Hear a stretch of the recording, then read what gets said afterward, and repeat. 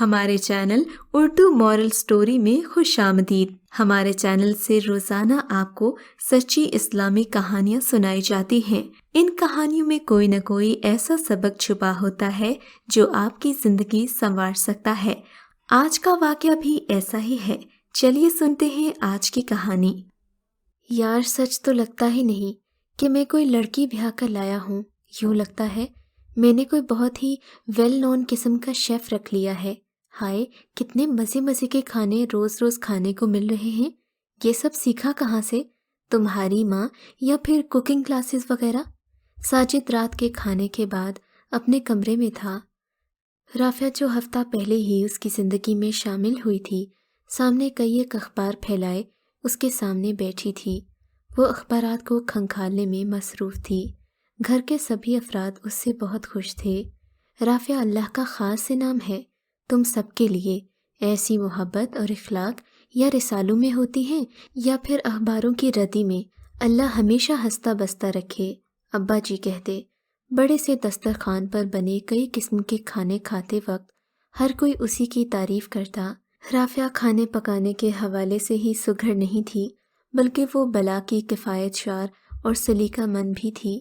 سبزی کے چھلکے تک ضائع نہ کرتی، آلو ٹماٹر پیاز کا کوئی ذرہ ضائع نہیں کرتی۔ ہر شے کٹائی صفائی سے لے کر ذائقے کے لحاظ سے اپنی مثال آپ تھی۔ ساجد اسے محبت پاش نگاہوں سے دیکھ رہا تھا۔ تبھی رافعہ نے بتانا شروع کیا، مجھے بچپن سے کوکنگ کا بہت شوق تھا، پھر کوکنگ کلاسز بھی لے لی۔ میں بہت پروفیشنل تو نہیں، مگر اچھی کوشش کر لیتی ہوں۔ یہ میرا شوق تھا، لیکن خود مجھ سے اتنا کھانا کھایا نہیں جاتا۔ ساجد اب ہر وقت رافعہ کی تعریفیں کرتا رہتا۔ امی کو تو رافعہ پہلے ہی پسند تھی، اوپر سے اس کی سگھڑاپے کی باتیں رافعہ ان کی اور زیادہ پسندیدہ ہو گئی تھی۔ ساجد بہت خوش ہوتا جب امی اس کے کان کھینچتی، خیال رکھا کرو ہماری دلہن کا، نہیں تو ہاتھ پکڑ کر چلتا کروں گی تمہیں۔ نینا چچی اور ان کے گھر کے بیچ میں صرف ایک دیوار کا فرق تھا۔ وہ اپنے گھر میں رہتی تھی مگر باتیں ان سے کرتی رہتی تھی۔ وہ بھی ساجد کی دلہن کی تعریفیں کرتی۔ ساجد بھی اس گفتگو میں شامل رہتا۔ کبھی کبھی تو چچی جان بھی ان کے ہاں کھانا کھا لیا کرتی۔ لیکن آج ساجد دیکھ رہا تھا کہ رفت بہت میلی ہو رہی تھی۔ وہ پہلے کی طرح ملکہ حسن نہیں تھی۔ اس کا سانولا سا رنگ، نقوش بھی بس مناسب ہی تھے، جبکہ رنگت دبی ہوئی تھی۔ بدرنگے بال سر پر گھونسلا بنے ہوئے تھے۔ رافعہ ملکہ حسن تو نہیں ہے؟ ساجد سوچ رہا تھا۔ کیا دیکھ رہے ہو؟ ہاں کچھ نہیں، قورمہ لاجواب ہے۔ او اچھا تھینکس۔ رافعہ اس کی نظروں کو نظر انداز کر کے بولی۔ ان دنوں چچی کی بھتیجی سائمہ اور سمی آئی ہوئی تھی۔ نینا چچی نے بڑی محبت سے اسے ہفتے بھر کے لیے روک لیا تھا۔ بہو بیٹا ناران کاغان سیر کو گئے ہوئے تھے، تبھی چچی جان اپنی تنہائی سے گھبرا رہی تھی۔ یہ اتنی چھوٹی سی تھی جب پہلے دیکھا تھا، اب تو ماشاءاللہ خوب قد کاٹ نکال لیا ہے۔ اپنے لمبے قد کے ذکر پر سائمہ فوراً ناراض ہو گئی، منہ پھلا کر کہنے لگی، دیکھیں پھپھو، اب میرا قد ایسا لمبا بانس بھی نہیں کہ ساجد ایسا کہہ رہے ہیں۔ ساجد کی نظروں میں آج سائمہ کے لیے ستائش تھی۔ اتنے میں رافعہ بھی آ گئی۔ آؤ سائمہ میرے ساتھ آؤ، دیکھو کیسی کیسی پیسٹریاں بنائی ہیں تمہارے لیے۔ رافعہ نے کہا تو سائمہ اس کی کوکنگ دیکھ کر حیران رہ گئی۔ یہ کہاں سے منگوایا؟ منگوایا نہیں ڈیئر، میں نے خود بیک کیے ہیں۔ سائمہ کو ابھی تک یقین نہیں آ رہا تھا۔ اس نے اتفاق یہ تھا کہ سائمہ بھی کھانے پکانے کی شوقین نکلی، نت نئے ٹپس ٹوٹکے اور گر کی تلاش میں رہتی۔ پھر تو خوب جمے گی دوست۔ رافعہ نے ہنس کر ہاتھ آگے بڑھایا، جسے سائمہ نے بڑی گرمجوشی سے تھام لیا۔ ساجد، یہ سائمہ ہے، میری نیو شیف دوست۔ کیسی ہو سائمہ؟ ان دونوں کے درمیان مسکراہٹوں کا تبادلہ ہونے لگا۔ سب کھانے کی میز پر آ گئے۔ کچھ تو رافعہ کے ہاتھ میں ذائقہ تھا اور کچھ نئی نئی دوستی۔ سائمہ کو ہر چیز دل سے پسند آئی تھی، مگر سائمہ اور رافعہ میں فرق یہ تھا کہ سائمہ اپنے آپ پر بھی بہت توجہ دیتی تھی۔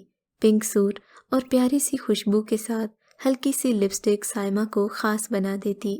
بات صرف اتنی سی تھی، وہ ناقابل رسائی لگتی اور رافعہ ماسی سی دکھتی تھی۔ 20-22 سال کی سائمہ لوڈو کی کھلاڑی بھی تھی۔ رات کو ساجد اور سارے کزن مل کر نمکو اور چائے کے ساتھ ساتھ لوڈو بھی کھیلتے۔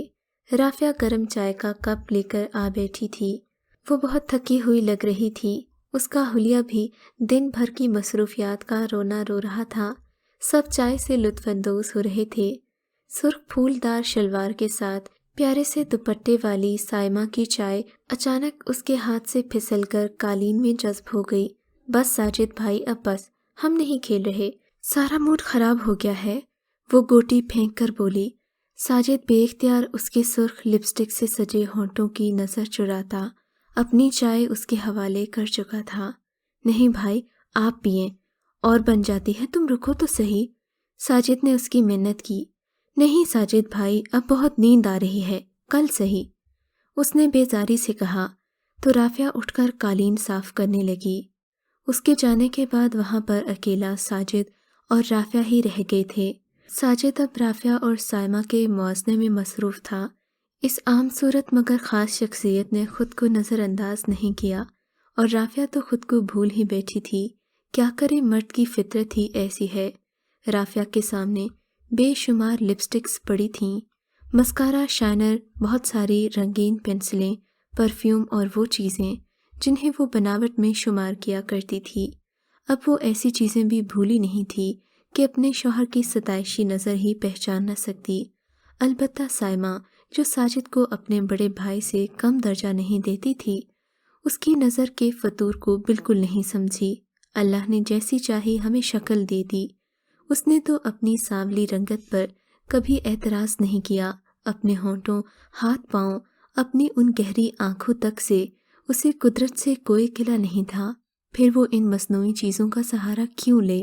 ایک مرتبہ پھر پہلے کی طرح اسے اپنی دلیل پر یقین تھا۔ کمینے آئینے نے اس کا ستا ہوا چہرہ دیکھا اور مسکرایا۔ کچھ دن گزرے تھے کہ اس کا چھوٹا بھائی طاہر آ گیا۔ اس نے پیار سے سائمہ کو رخصت کیا تھا، البتہ شام میں ساجد کی نظریں اسے بہت ہی منتظر دکھائی دی تھیں، جو کسی کی تلاش میں بھٹک رہی تھیں۔ سائمہ چلی گئی کیا؟ نظر نہیں آ رہی۔ سائمہ چلی گئی ہے، اب آپ بھی لوٹ آئیے۔ اس جملے میں بہت کچھ تھا۔ ساجد سوچوں میں گم امی جان کے پاس چلا گیا۔ حسب روایت وہ کچن میں چلی آئی۔ سرخ مرچ، ہری مرچ، تازہ ٹماٹر، کیچپ، اس کی دنیا تو کیچپ اور وائٹ پیپر کے نئے ذائقوں کی تلاش میں کھو کر رہ گئی تھی۔ ساجد کملائے ہوئے پھول کی طرح خزاں کی نظر ہو چکا تھا۔ بات سنو بیٹی، ذرا سج سنور کے رہا کرو، یہی تو دن ہیں سجنے سنورنے کے، بہاروں کے سارے رنگ سمیٹنے کے، باقی عمر تو بس یوں ہی گزر جاتی ہے اور پتہ بھی نہیں چلتا، بس پھر منہ تکتے رہ جاتے ہیں ایک دوسرے کا۔ ساجد کے جانے کے بعد وہ اور امی ان کے تخت پر بیٹھی ٹھنڈی ہوا سے لطف اندوز ہو رہی تھیں۔ آج صبح سے موسم ابر آلود تھا، بادلوں کی ٹکڑیاں آسمان پر آوارہ ہوئی جا رہی تھیں۔ آج رافعہ پتہ نہیں کیوں اداس تھی، اور یہ اداسی ساجد کے چہرے پر سجنے کے بعد چپکے سے اس کے اندر اتر آئی تھی۔ ایسا سناٹا پہلے کبھی نہیں تھا۔ اس نے تو ساجد کے چہرے پر خوشی لانے کی بہت سی بیکار کوششیں کی تھیں۔ ایک اور دن اداس تھا، اچانک وہ خوش ہو گئی تھی، اور وہ ان روکھے پھیکے دنوں کا پھیکا پن بڑھتا ہی چلا جا رہا تھا۔ وہ تو ہر کسی کو پیاری ہی لگا کرتی تھی، یہاں بھی کسی کو کوئی تکلیف تو نہیں دی تھی، مگر ساجد، اسے کیا ہو گیا تھا؟